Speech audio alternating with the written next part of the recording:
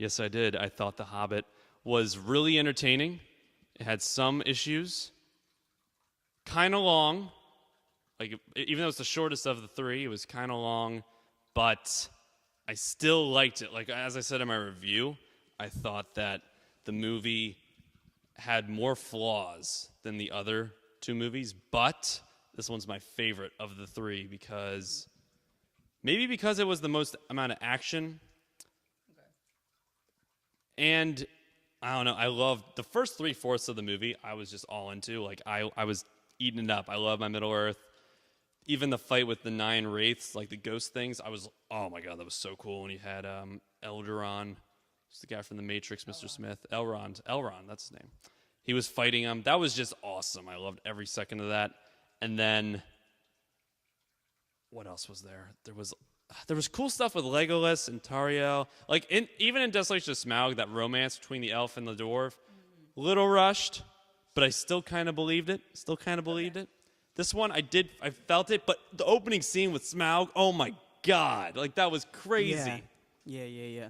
For sure. Well, see, I'm going to have to, I disagree. I can't. I really Didn't like it? See, you know what? I don't know if it was because I told you I was sitting in the back of the theater, and, like, you know, I was kind of cold. 3D or not 3D? Not 3D, yeah.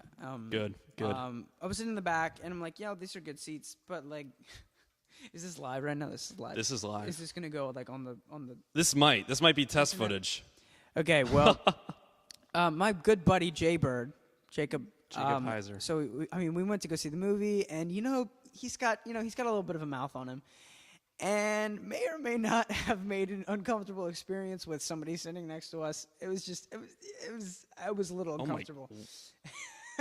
Not intentionally. Was it someone else you were with, or just like another? No, just some random guy. Just some random dude. Yeah, it was like, it wasn't like that bad. It was just like it was just weird for the rest of the movie because we didn't move and he was just there.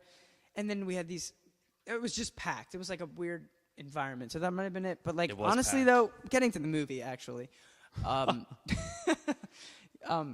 to the actual movie, you know, it started out, Smaug was great, but the thing is, like, for me, there was a huge disconnect between Desolation of Smaug and Battle of Five Armies, where, like, they ended it, like, I thought where they ended it was very cool, but there was a lot of information that I feel like was forgotten and lost. Hence the flashbacks, especially the one flashback. Because, you know, okay, personally for me, I hate flashbacks in movies unless they're very purposeful. Yeah. And this one was, and the one that I'm talking about in particular is when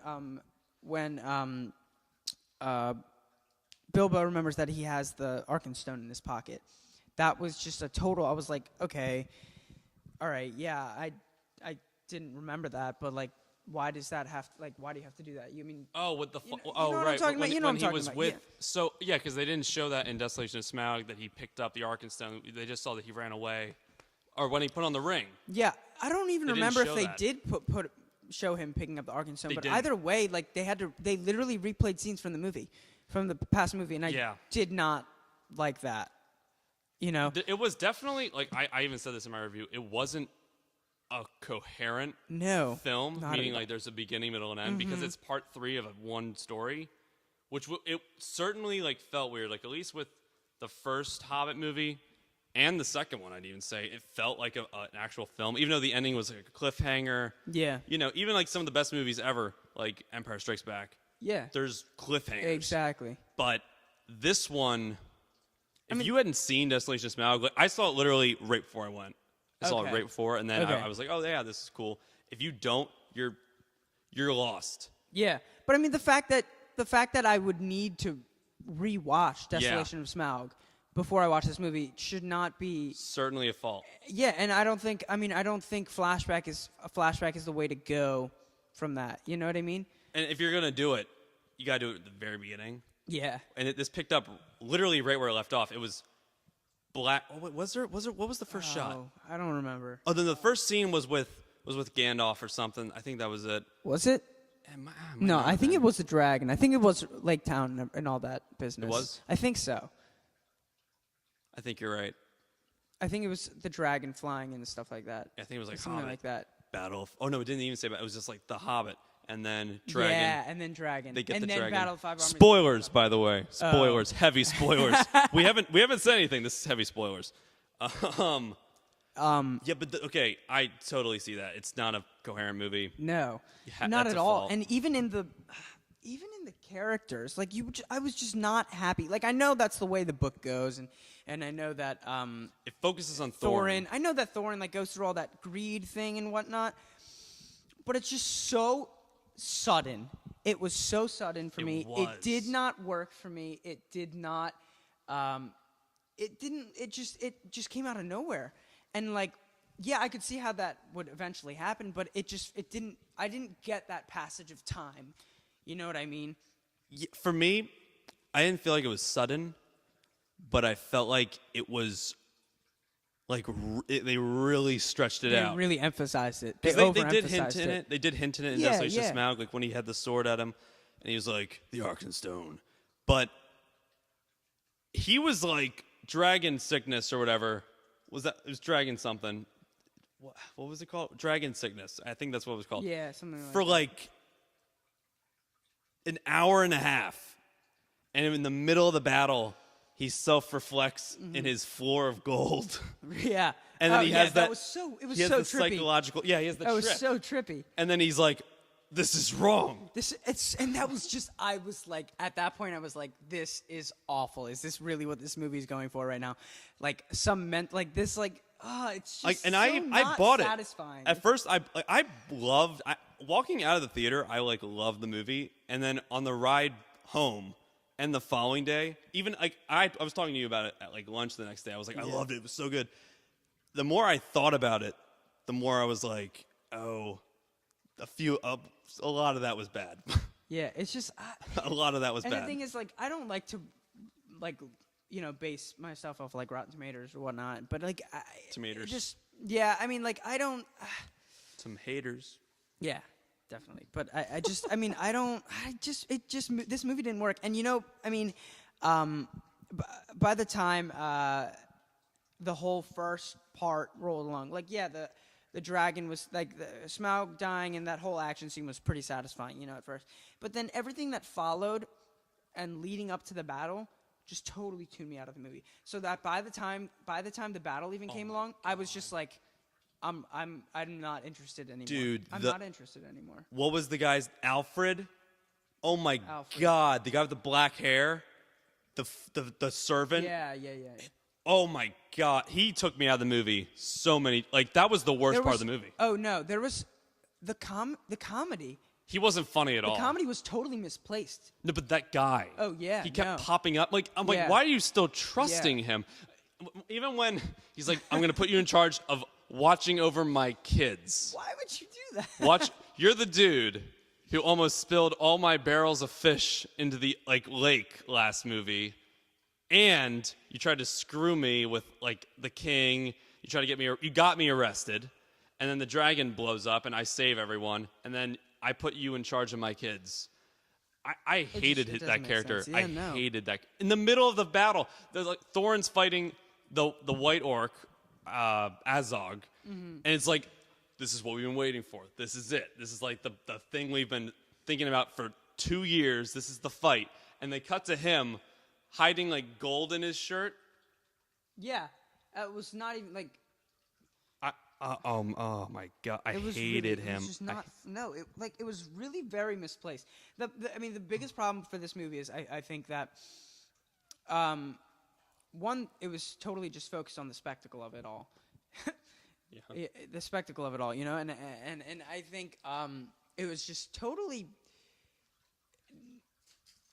incoherent. Really, Incoherent. It didn't. And it is a mesh part well. 3. But listen, okay, so I'll spit I one feel more like we're just negative. ratting on this right Let's now, just yeah. keep going on the negatives, and we'll talk about the good stuff. The one more thing, okay, so the whole, I didn't realize this, and this is true in the book too, and I love the book. This is the only Lord of the Rings Middle-earth thing I've read. I've read The Hobbit. I haven't read any of the Lord of the Rings books. I love the Lord of the Rings movies. They're some of my favorite movies. Yeah. That's why I was really psyched for The Hobbit. They're great. What happens to the Arkenstone? What happens to the... We don't find out. We don't know. They do not explicitly tell us in this movie or in the book who is in charge of the mountain now. Thorne's gone. Yeah, and Thorne's both of dead. his kin, Philly and Killy, who were killed, they had pretty cool death scenes, by the way. They are dead. That was very... Who's in Spoilers. charge? Who's in charge? We don't know. And then we don't know who has the Arkenstone. We don't know anything.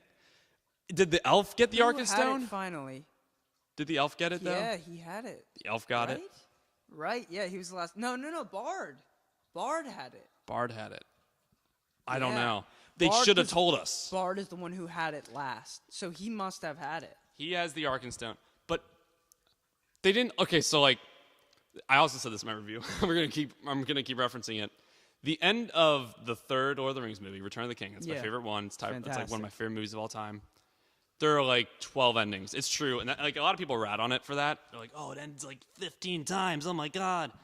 But everything's wrapped up Yeah, everything is wrapped with a up. bow on it. I'm like fine with that. You just had an epic battle, an epic trilogy. Okay, waste. You can do not even waste. You can do 30 minutes of not exposition of conclusion. You can tell me what happens at the end and where everyone's going. I mean, we don't really find out what happens to Frodo, but everyone's gone. The story's over. This one had one ending, and that was with Bilbo going home, and people are stealing his stuff. Oh yeah, it was I'm just like, what happens to the dwarves? What happened? Oh my God! What about? This is another thing I hated. I forgot to tell you about this right after I saw it.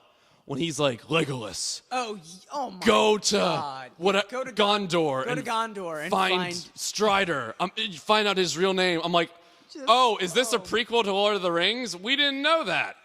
What are you, dude? First of all, Legolas is not even supposed to be in this movie, and two, Oh my God. He's like, and your mother loved you. Your mother loved you. By the way, she's dead, but she loved okay, you. Wait, the fact cares? that Orlando Bloom's dad in this movie looks younger than he does. Oh, yeah, he does. Why does no, but even just like Legolas legit looks CGI'd in this film. He did.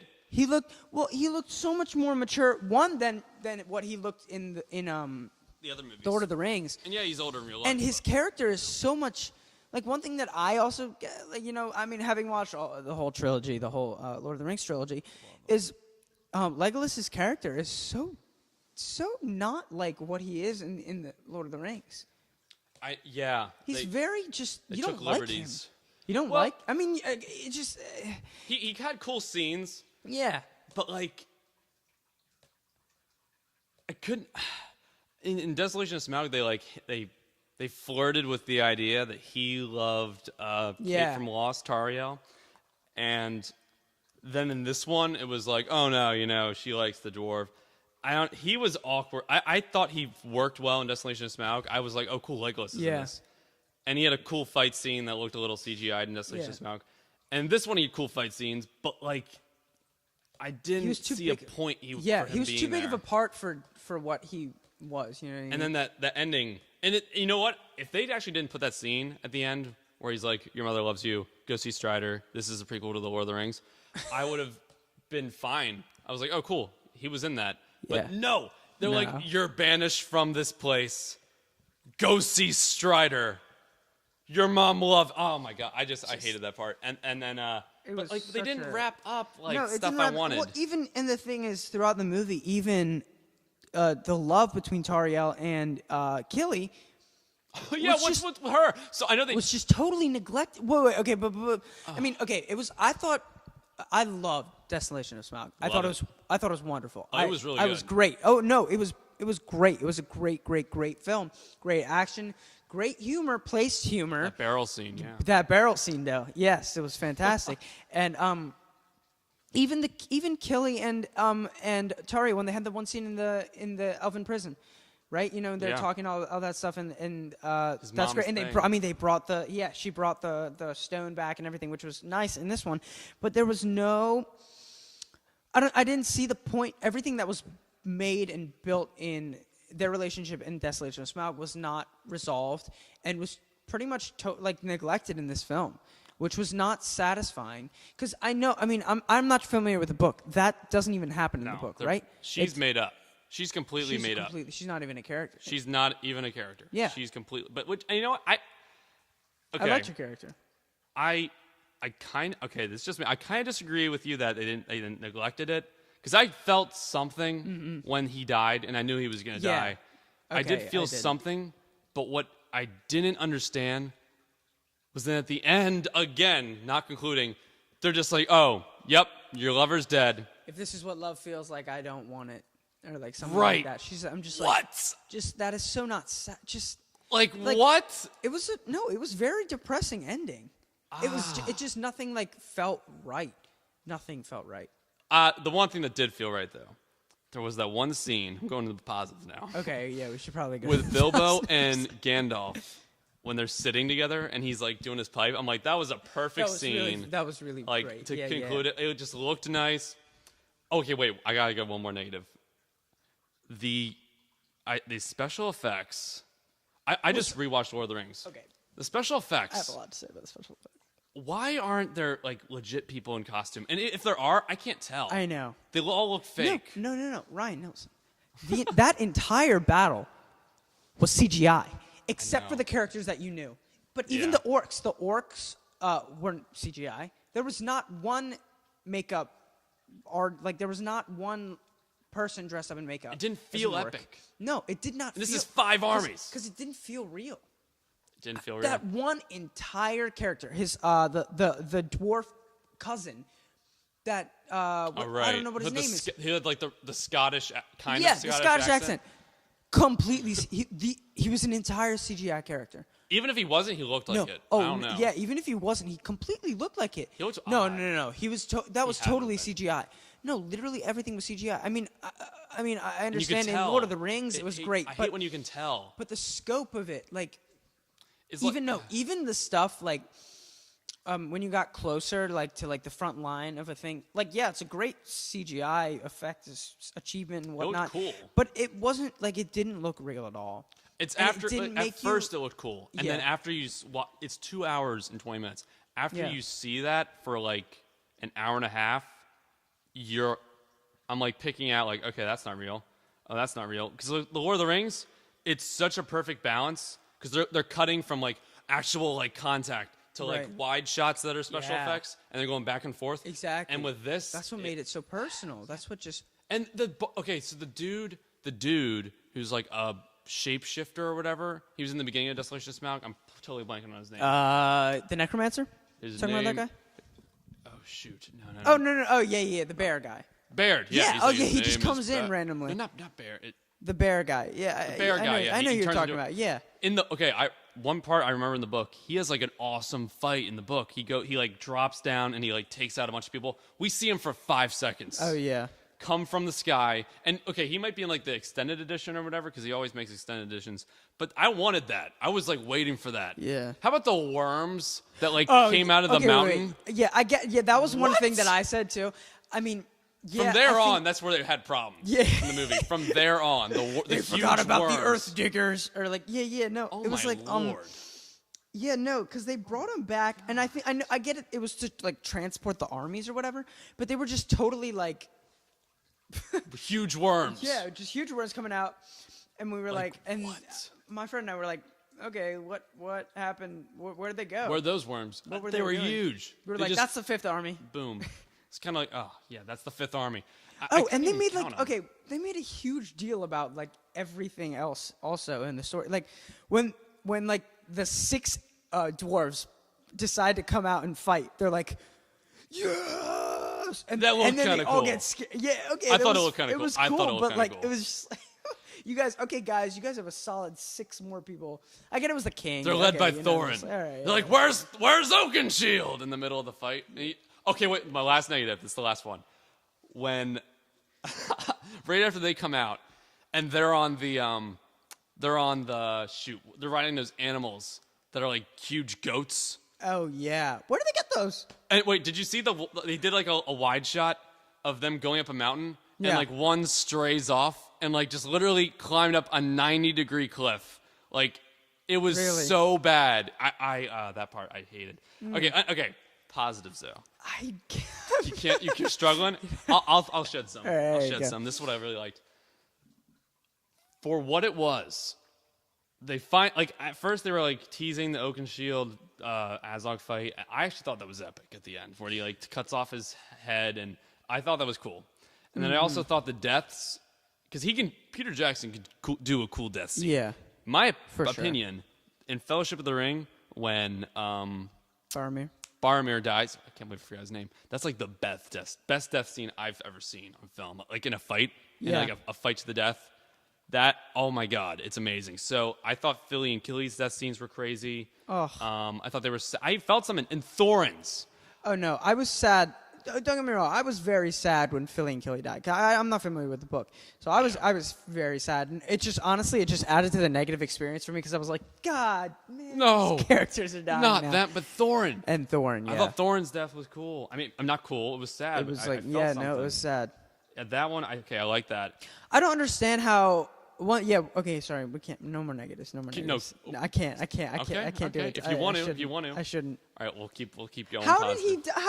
How the heck did he get the freaking sword out of his body to stab the other orc? I get he stabbed the other orc, but then the sword just like magically came out of his body, and I was like, how did that even happen?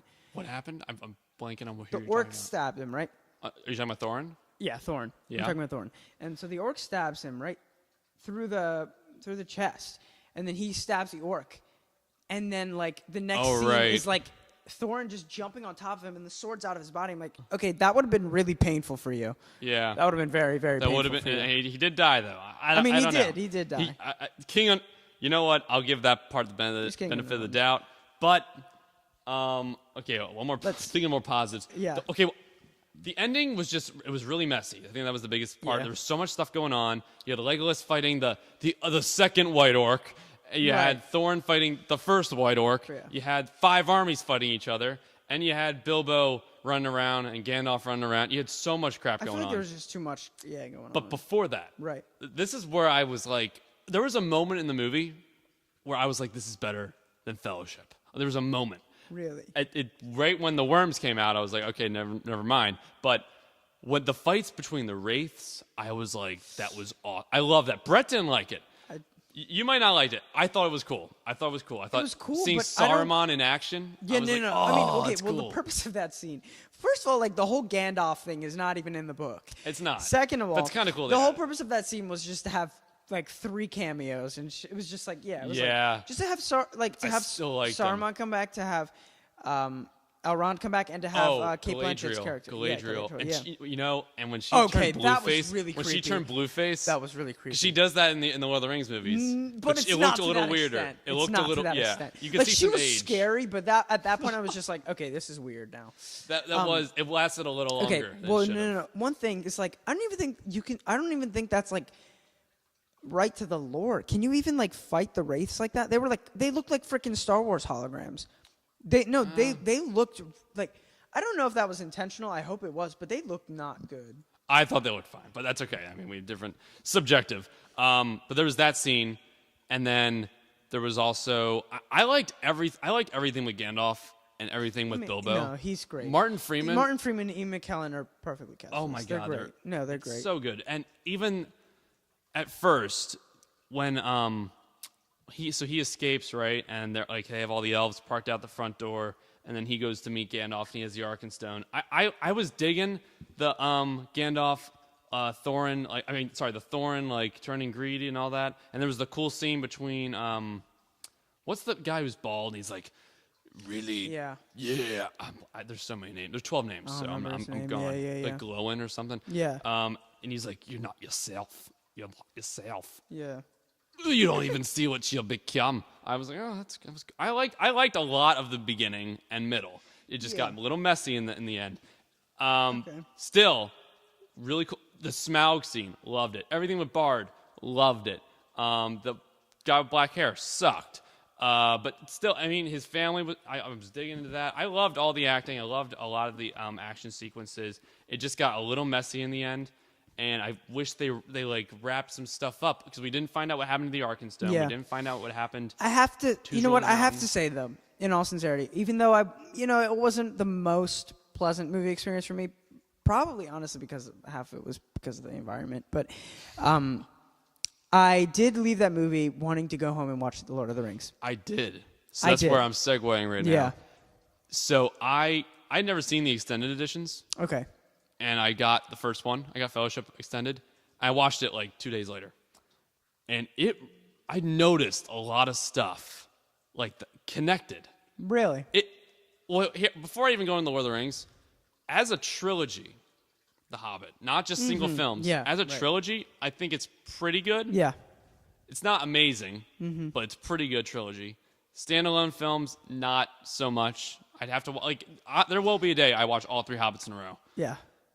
But I don't know. Like, if I'm just gonna pop one in, it might be the last one because there's fighting, or it might be Desolation of Smaug. I just can't see, like, they're not good solo films except for Desolation of Smaug. I like that one by Smaug, itself.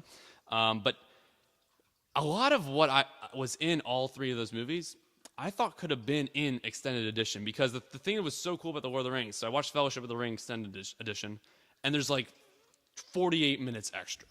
Wow. Like, this was a cool extended edition. This Wow. wasn't like 10 minutes with Yeah. a few scenes. This was 48 minutes of more footage. How long is that movie? Like, it's 3 hours and 48 minutes with 24 minutes of credits. I have all the stuff right here. So like, there were a lot of cool scenes in there that you would like if you're a big Lord of the Rings fan.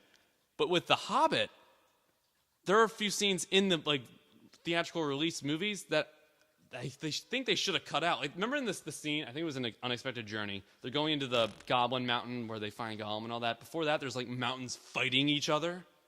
And that it ended up not really mattering at all, Yeah. because they all survived and they just got in the mountain. Like, that could have been in the extended cut. Yeah.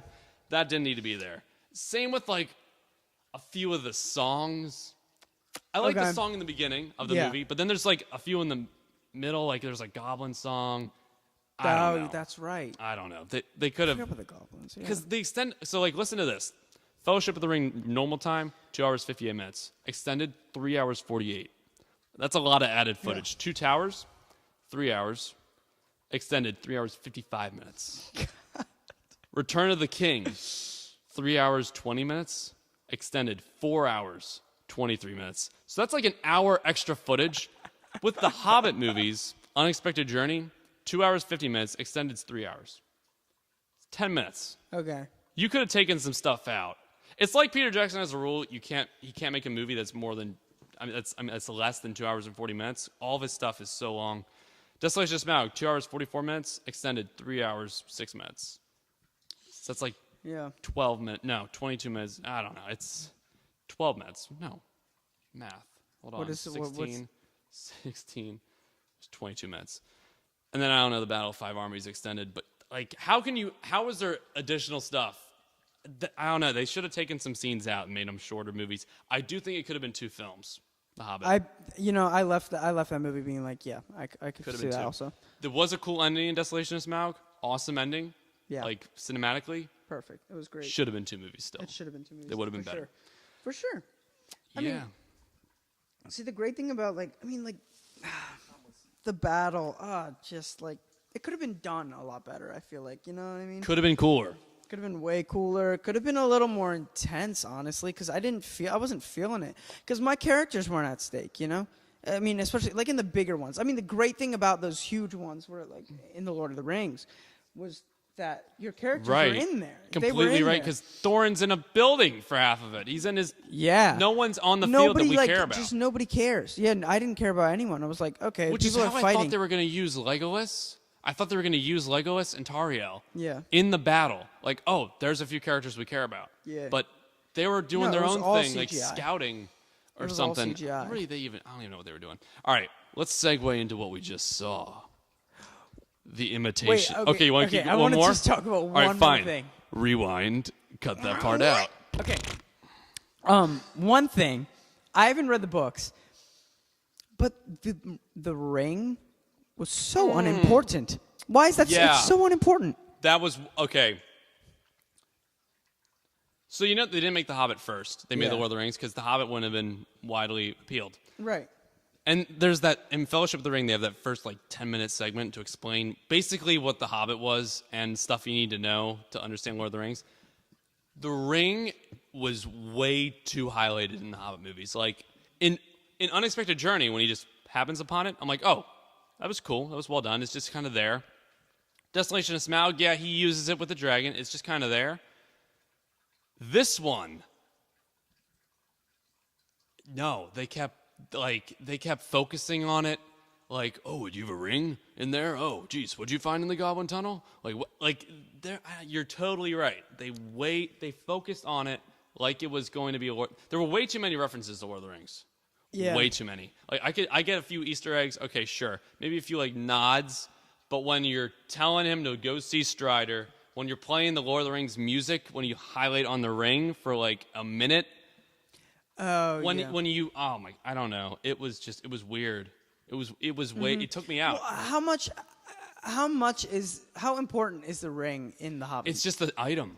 Really? There's no because the Hobbit was written before the Lord of the Rings movie. Right. I mean books. It's just there. Did it was he like know? A thing. I wonder if he knew. I don't know if anybody knows that. If he knew he was going to make that ring that like. No, I mean maybe Tolkien did, but like Yeah. if you're just reading the Hobbit, and you haven't even heard of the Lord of the Rings. Yeah. No, it's just a thing. Well, I guess in the Hobbit it's not important because Sauron's not back, right?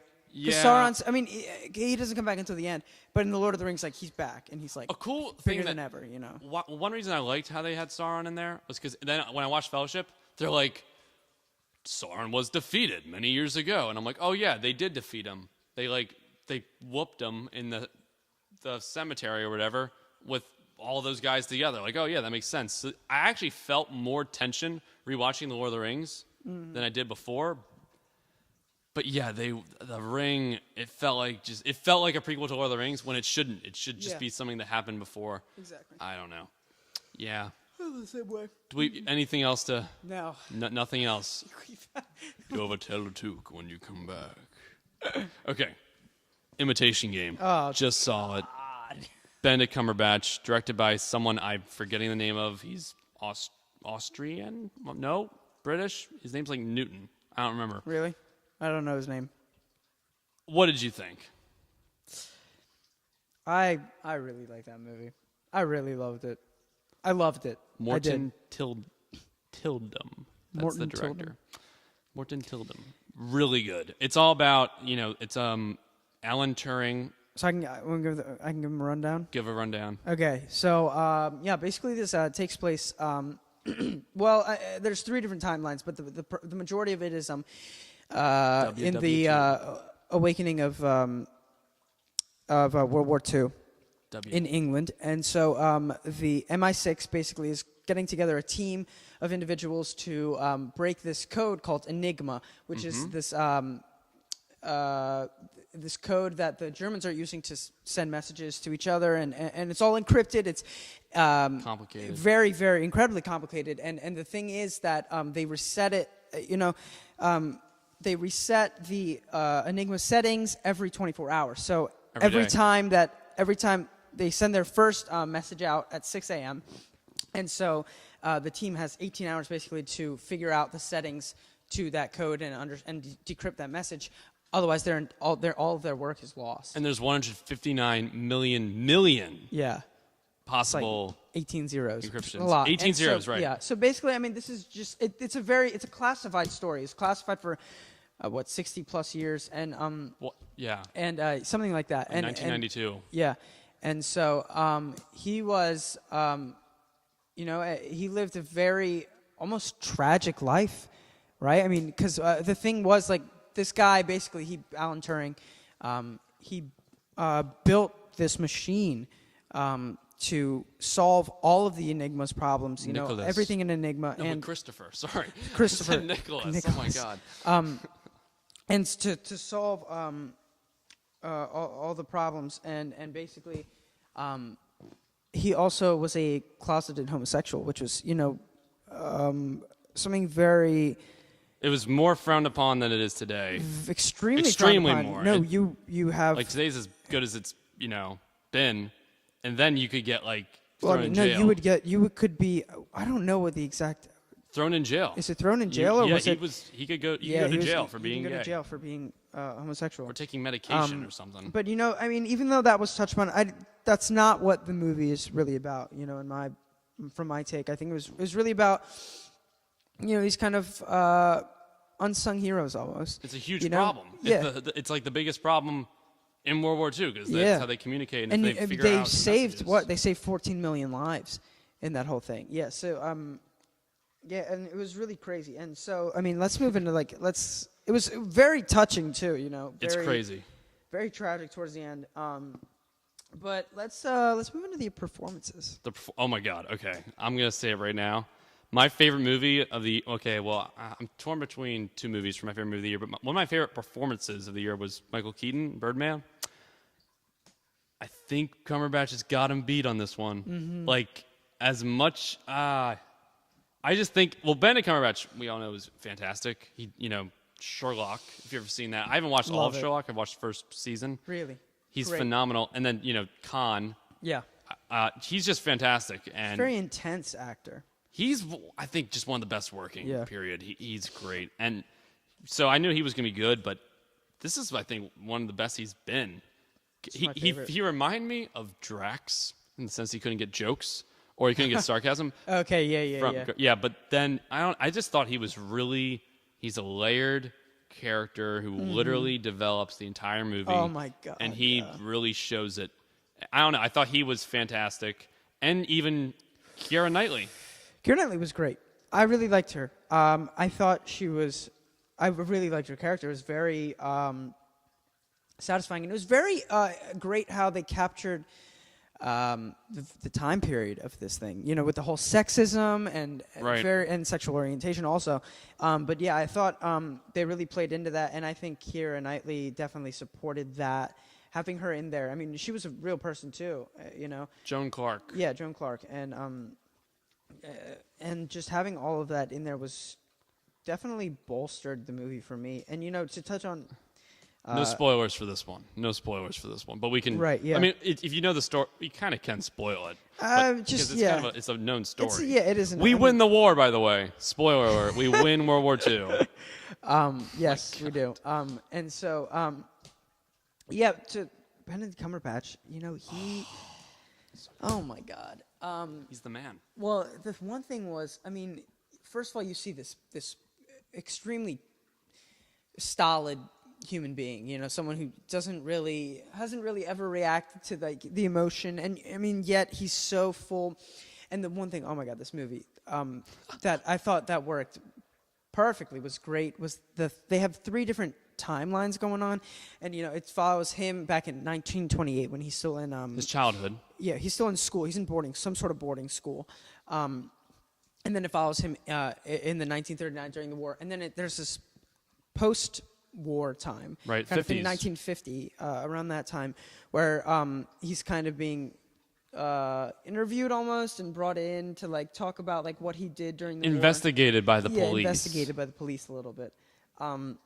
And one thing that was great though was his childhood life, because it really brought about this relationship with himself, where he found out kind of that he was homosexual, and I thought that part of it was greatly reflected in his I guess present kind of self throughout the whole thing. And by the end of it, when you see just the last couple scenes, man, it connects. It's at first, so emotional. At first, I wasn't getting the childhood thing. I thought we understood it all. Okay, yeah, he's not the best at socializing.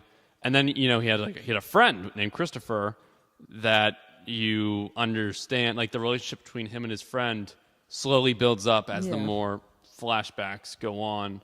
I think that you can consider those flashbacks.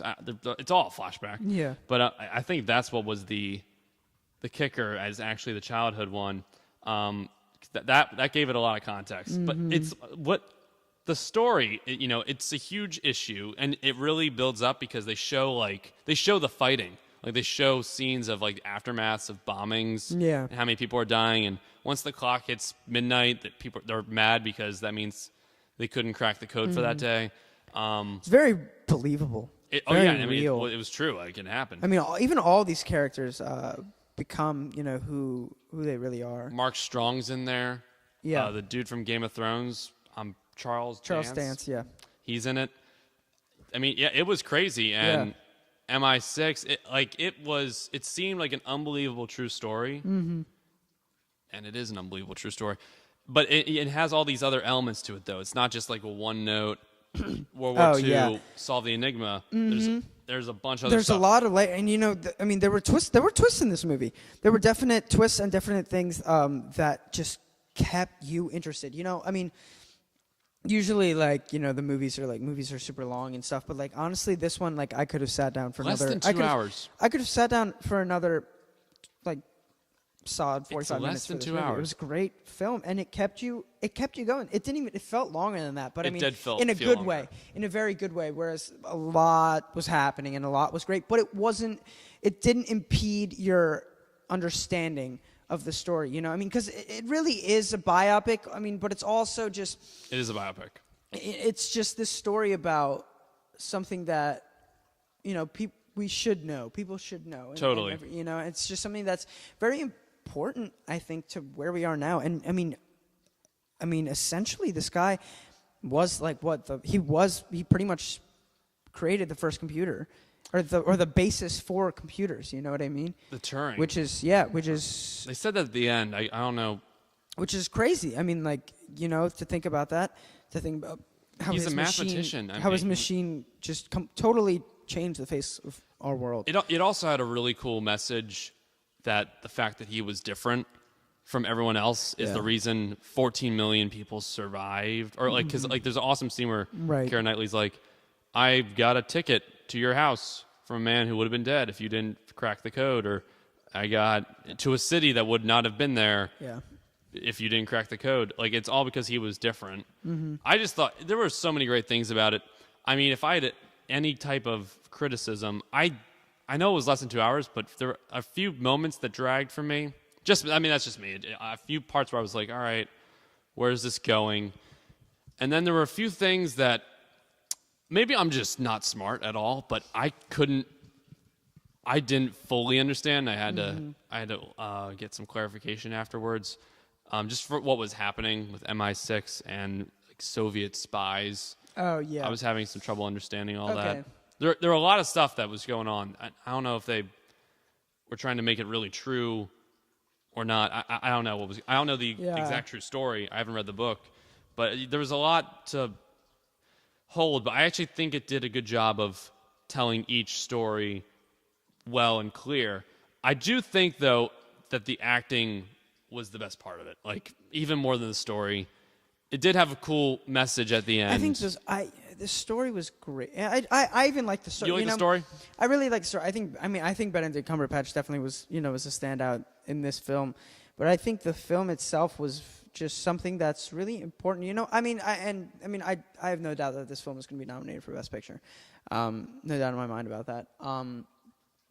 But yeah, honestly, I wouldn't be surprised if it won. I wouldn't be sad. I wouldn't be I would be happy. I'm going to tell you right now, it's not going to win anything. I don't think it's going to win. I don't think it's going to win Best Picture. The one thing I do think this movie would have soared if they showed.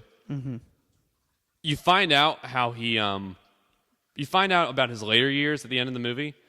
If they showed that, I think that would have been better. I actually think, because stuff happens to him once it's all over, once the World War II is over. Right. You find out what's happening to him as a person and what the government's making him do to himself. If they showed, we got one scene of that. Right. If they showed more of that, I think this would have been a complete character, not biopic, but character study movie. I think it would have been totally fine because it was less than 2 hours. They could have maybe inched 15 minutes of his later years in there, even though what the heart of the movie's about is over. I just think wrote it on the screen at the end what happens to him, and I was like, I kind of wish we saw that because I didn't get a big hint that was where he was going. I know I could imagine what happened. Okay. But I kind of wish they showed me. Yeah, I know what you mean. That was the one thing. But honestly, I feel like the audience had been through so much that to just end with, I don't want to spoil it, but just to end with what they wrote. One, like I would not want to. I mean, I would have been, I would have been like devastated. One, Yeah, it would have been. I would have been crazy. devastated. But like, I mean, you could see where he was going with it, and I think having them having them have that posted, in the background with this happiness, how them Right. throwing, all the papers in Showing the fire. sad stuff I on the think, screen while happiness is I happening. think that that captures the real life of the movie because it's not meant to be a depressing story. You know what I mean? I think having all of that would just add a layer that isn't really necessary to the understanding of the film, and not really. I just don't think it would have added a lot. Because you could see that throughout his entire life he had this hardship. You know what I mean? And I don't think that adding more of that hardship would have really bolstered the understanding of the audience. I know. Well, then you get into the discussion of what was the movie really about. Was it about just Alan Turing? Was it about cracking the an enigma, or was it about just Alan Turing while he's cracking the enigma? Because I think the fact that they had all this other stuff with all the other characters, I think they were just trying to do a complete movie on Alan Turing and how the most important part of his life was cracking the enigma. Mm-hmm. But I don't know. That I wish they had one more thing in the ending. But that doesn't really minimize what I loved about the movie. Like overall, I loved this movie. It was so good. Definitely see it. I think like it was a great like unsung hero movie, and it had a message, had a lot of messages about homosexuality and just being different in general. Mm-hmm. Not even just being homosexual, but being like he didn't understand. He was terrible socially. He treated everyone literal, and I don't know. I thought it was really cool. Do you have anything else to say about this movie? I don't. It's great. The music was good. Music was good. Score was good. Score was well done. Out of 10. 1 to 10. 1 being Transformers 4.